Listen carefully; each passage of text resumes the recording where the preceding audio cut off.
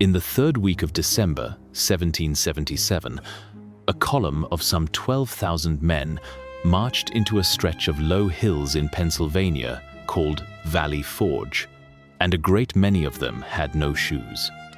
They had worn through their boots months before, on the long retreat across New Jersey and the losing battles around Philadelphia. And now they walked the frozen roads on bare feet, and where they walked, they left red prints behind them in the snow and the ice. George Washington, watching them come in, wrote afterward that you might have tracked his whole army by the blood of their feet. They were starving, they were sick. Many of them had no coat and no blanket, nothing at all between their skin and the December wind but the rags they stood up in. This was the army that was supposed to win the independence of a new nation from the most powerful empire on earth. And on the day it staggered into Valley Forge, it looked like an army that had come there only to die. And over the next 6 months, a great many of them did die. Not in battle, because almost no fighting happened at Valley Forge at all, but in their beds, of cold and hunger and sickness.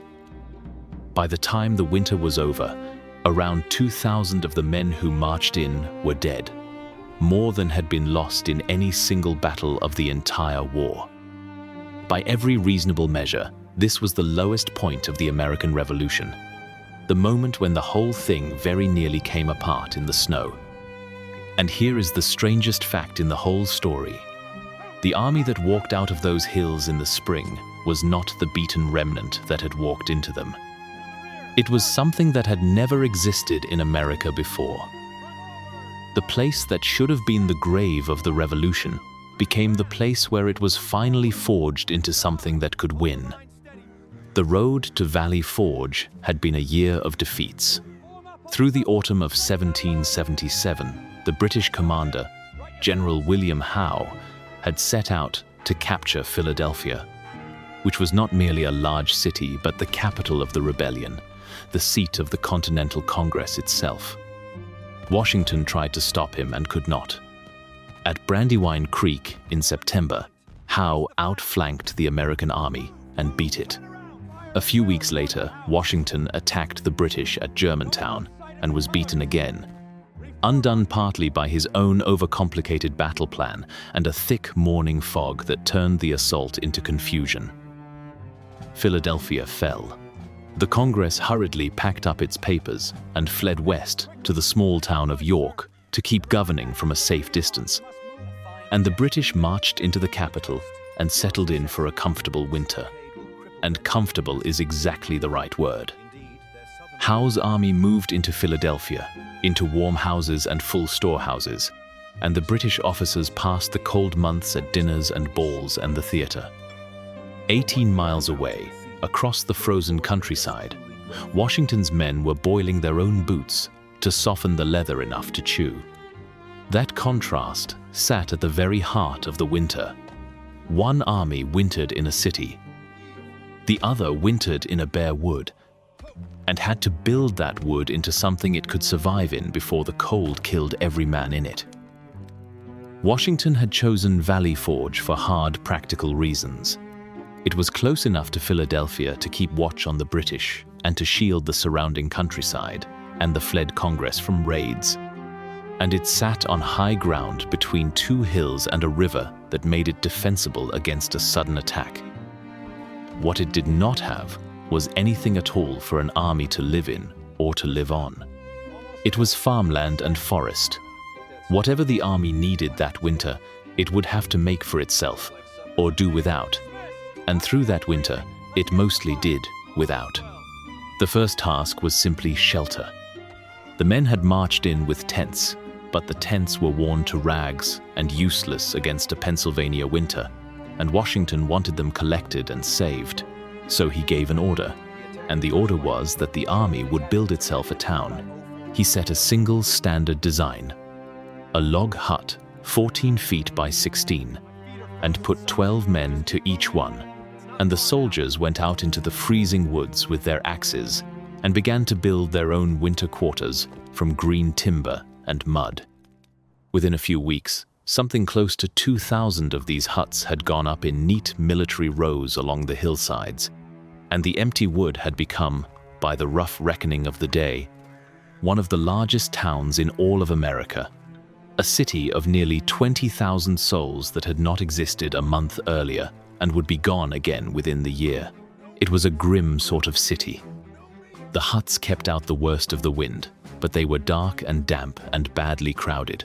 12 cold and hungry men packed into a single small room around a smoking fire. And the very thing that kept them alive against the weather, that closeness, would soon become the thing that killed so many of them, because there is nothing that disease loves more than a dozen weakened bodies shut together in the dark. The deeper problem was never really the cold, whatever the legend says about it. The winter of 1777 into 78 was not, in plain fact, an especially harsh one by the standard of those years. Men did freeze, and some froze to death, but cold alone is not what turned Valley Forge into a graveyard. What turned it into a graveyard was that the entire system meant to feed and clothe and supply the army had simply broken down. The young American government was broke, and the paper money it printed was worth less with every passing week, so little that farmers and merchants would no longer take it. Hard coin, gold and silver, was what people wanted, and the only people paying in gold were the British, sitting in Philadelphia. So the food that should have gone to feed the starving army in the hills went instead, by the wagon load, into the markets of the occupied city, sold to the enemy by the very countryside the army was suffering to protect. The departments that were supposed to move the army's supplies were tangled in incompetence and corruption and outright profiteering. Wagons sat unmoving in the mud. Meat rotted in distant depots for want of transport, while the men 20 miles away had nothing. A pound of meat a day was the promise. Through January, the men got perhaps half of that. Through long stretches of February, they got none at all, no meat for days on end. What they ate instead was a thing they called fire cake, which was nothing more than flour and water mixed into a paste and baked hard on a hot stone in the fire. A tasteless grey lump with almost no nourishment in it to speak of. A surgeon in the camp named Albigence Waldo kept a diary through that winter, and its pages are a long litany of cold and filth and hunger, of a man sick and discontented and out of humor with his poor food and his hard lodging and his nasty cookery. Through the huts at night, he wrote, the men would set up a low chant out of the dark. A bitter cry passed from cabin to cabin down the hillside. No meat, no meat, no meat. 2 days before Christmas, with fewer than 30 barrels of flour left in the stores and not a single animal fit to slaughter, Washington sat down and wrote the Congress a letter that has become famous. He told them plainly that unless some great and sudden change took place in the way the army was being supplied, it must inevitably be reduced to one of three things. It would starve, or it would dissolve, or it would disperse, the men scattering across the countryside to find food however they could. This was not a general reaching for dramatic language to frighten the politicians. Only days before, his officers had barely managed to put down what he called a dangerous mutiny among men who had simply had enough. The horses were dying in such numbers that soldiers were harnessing themselves to the supply carts and dragging them through the mud by hand, doing the work of the animals that had starved. An army in that condition is not really an army at all. It is a crowd of desperate men, a few bad days away from coming apart for good. Hunger weakens a body, and the weakened die easily. And so the true killer of Valley Forge came not from the British, and not even from the cold, but from disease. The crowded huts were perfect breeding grounds for it. Typhus and typhoid and dysentery and pneumonia moved through the camp from body to body, and smallpox lurked behind them all. Men who had survived the hard battles of the autumn now died in their bunks in the dark, shaking with fever, and were carried out and buried in graves that were often left unmarked. because there were too many of them and far too little strength left in the living to do more. Around 2,000 soldiers died at Valley Forge across those 6 months. Not one of them fell in a great battle. They were killed by the quiet things, by lice and bad water, and empty stomachs and the long cold. The dying did not even stop when the weather began to warm.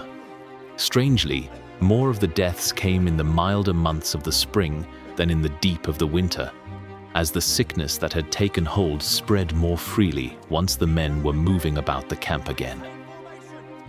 Washington, who understood more about disease than most commanders of his age, pushed through a program of inoculation against smallpox, deliberately infecting his men under careful conditions so that they would take the disease in a mild form and be left immune to the far deadlier natural kind. And it almost certainly saved the army from a catastrophe even worse than the one it suffered. Even so, the losses were staggering. The horses died too, in their hundreds, of plain starvation, until the camp could barely move its own wagons through its own streets. An army losing men at that rate and feeding them on fire cake does not hold together easily. Men deserted. Whole regiments watched their enlistments run out and saw soldiers turn and walk home, their time served, while the war was still being lost around them. Officers resigned their commissions and went back to their farms. And it would have surprised no one at all if the entire force had simply melted away into the spring countryside and taken the revolution with it. That it did not, that thousands of cold and starving men chose to stay, is one of the quiet astonishments of the whole war, and it is the part that no drill manual and no supply wagon will ever fully explain. The men who stayed were not professional soldiers. They were farmers and laborers and tradesmen and boys, drawn from every one of the colonies, the most mixed body of men gathered anywhere in America at that time. Among them stood several thousand black soldiers, some of them free men, and some of them enslaved men who had been promised their liberty in return for their service, freezing in the same ranks and the same huts as everyone else. There were recent immigrants among them who barely spoke the language of the country they were fighting for. These were the people who, handed every reason and every chance to walk away home, stayed in the snow instead. While the army was dying in its huts, Washington's own command was under attack from a different direction entirely. In those same months, a loose and shadowy current of discontent ran through parts of the Congress and the officer corps, a feeling among some that Washington, who had lost New York and now Philadelphia, was not the man to win this war, and that perhaps Horatio Gates, the general who had just captured an entire British army up at Saratoga, ought to be given the top command instead. Letters were written, names were quietly dropped. How organized any of this truly was, historians still argue. And it may have been far less of a real plot than it looked at the time. But Washington felt it, the knife at his back while the enemy sat to his front, and he handled it with cold political skill, drawing his critics into the open and forcing the question until the murmuring collapsed and his command was secure. He had held the army together with one hand and his own position with the other, all through the worst winter of the war. He did not do it entirely alone. That winter, as she did through most winters of the war, his wife Martha came up to the camp and stayed through the cold months, and she was not there for show. She visited the sick in their huts, sat with dying men, organized the officers' wives to knit and to mend and to patch the endless ruin of the army's clothing. And her plain, steady presence in that place of misery did something for the spirit of the camp that no order ever could. The men saw that the commander's own wife had come to share the winter with them, and it mattered to them more than she likely ever knew. A word before the part of the story where everything begins to turn. If you are getting something out of this, subscribing and giving the video a like is the one small thing that genuinely helps these stories reach more people. It takes a moment. Now, to the strange and almost unbelievable figure who walked into that dying camp in February and began, against every reasonable expectation, to remake it. On the 23rd of February, 1778, into the mud and the smoke of Valley Forge, rode a heavy-set Prussian officer in a fine uniform, with a large dog at his side and an even larger reputation ahead of him, and his name was Friedrich Wilhelm von Steuben. He had been sent on by Benjamin Franklin out of Paris, carrying letters of glowing recommendation that described him as a former lieutenant general in the army of Frederick the Great, the most feared and admired soldier in all of Europe. Almost none of that was strictly true. Von Steuben had never been a lieutenant general. He had risen, years earlier, only as high as captain in the Prussian service, had since fallen on hard times, was out of work, and probably in debt. And the grand title had been generously invented for him by Franklin and his fellow agent in Paris to make him seem worth the trouble to a war-weary Congress.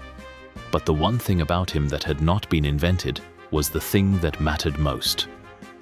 Whatever his true rank had been, von Steuben had served inside the most professional army in the world.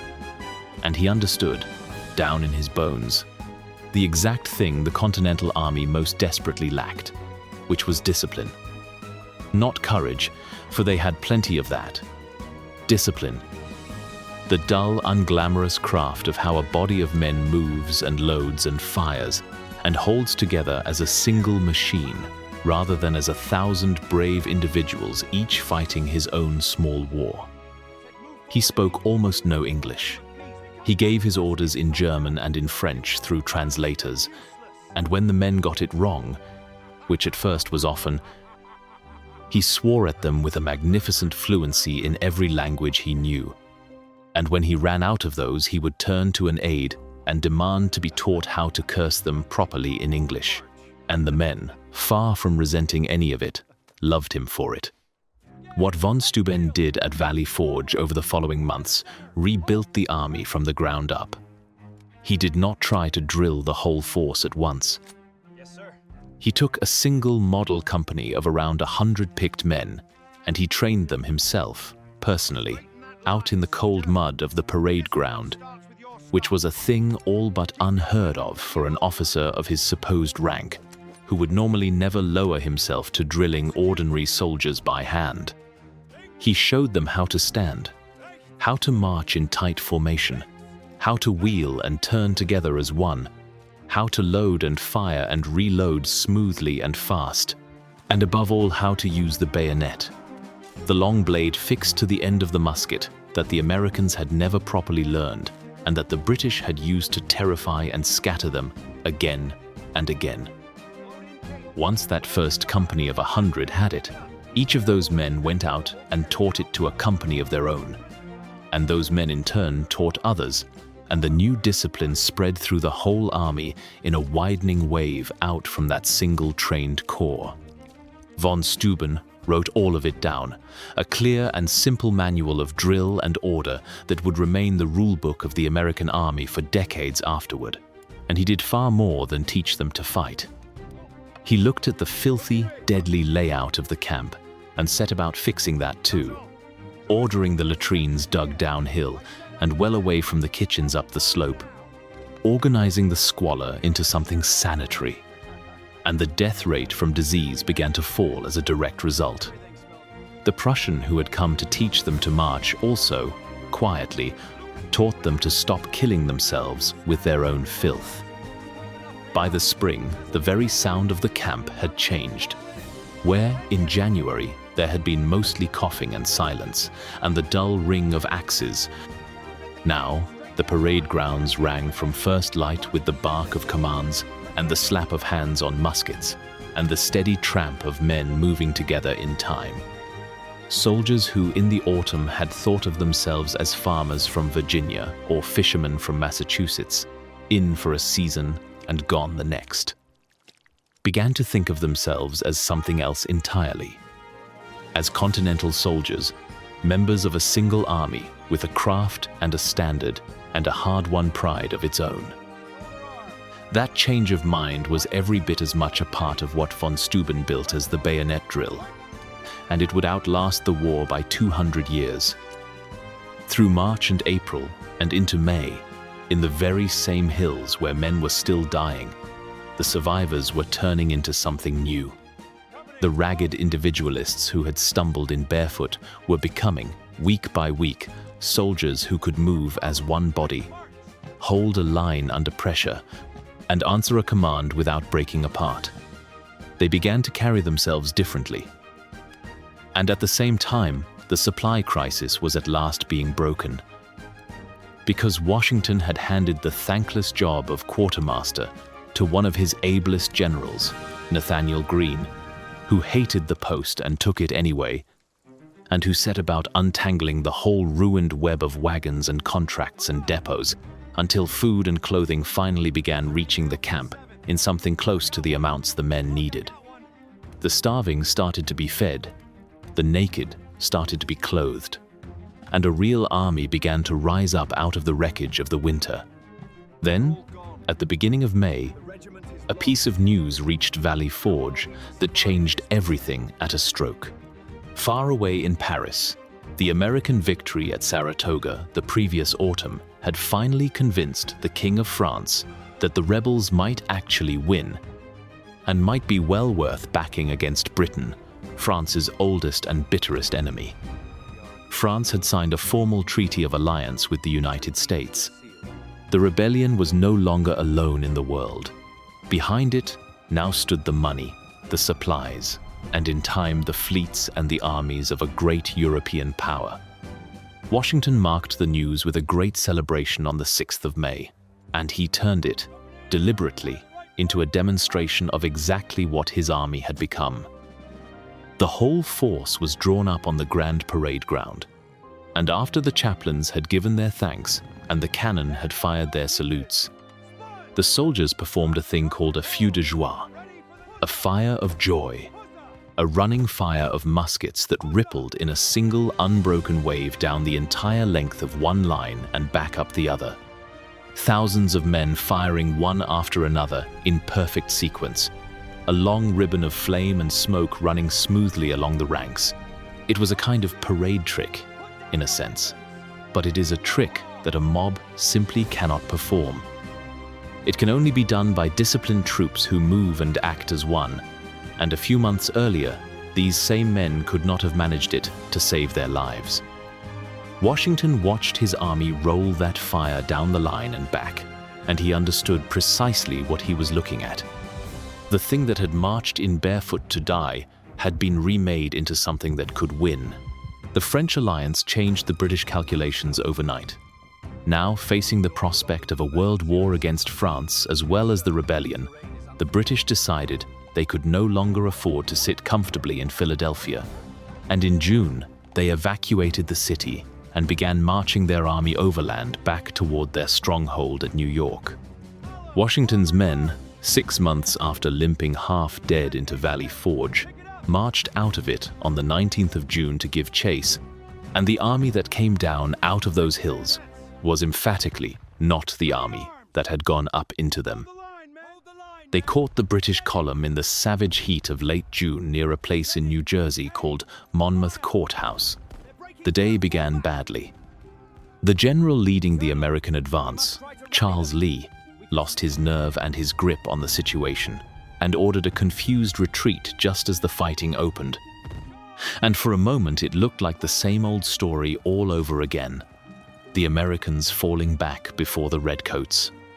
Then Washington himself came riding up into the chaos, and in front of the whole army he tore into Lee with a fury that the men who witnessed it never afterward forgot, relieved him of his command on the spot, and rode personally along the buckling line to steady it and turn it back around.